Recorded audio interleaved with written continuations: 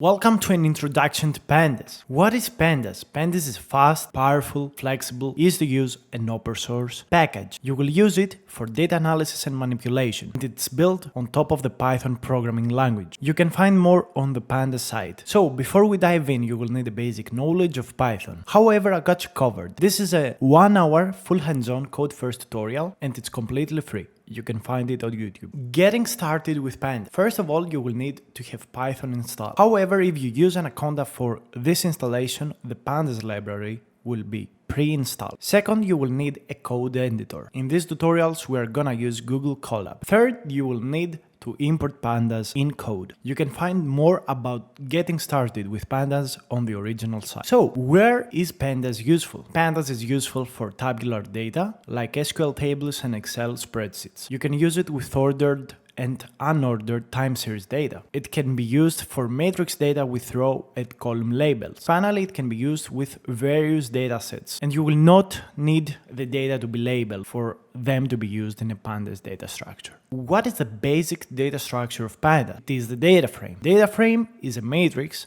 with rows and columns, and each column is a data structure called series. So a data frame is a container for series, and series is a container for scalar. Okay, so let's dive into code. Here I have my Google Colab environment, and what I want to do is start off by importing Pandas as PD. Essentially what you do is load the package of Pandas with the name of PD. I press Shift Enter to run this code cell. After that, I'm gonna create my first Pandas data frame.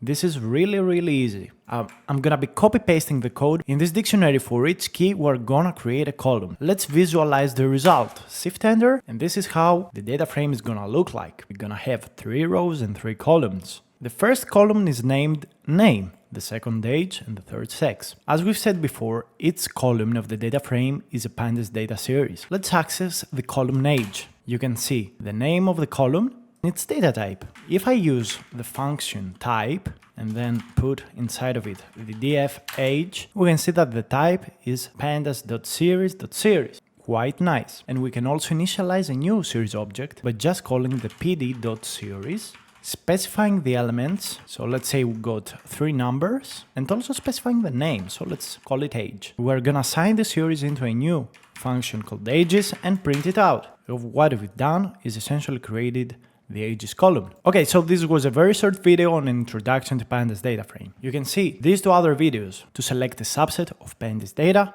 or reading data from file using Pandas. Go check them out.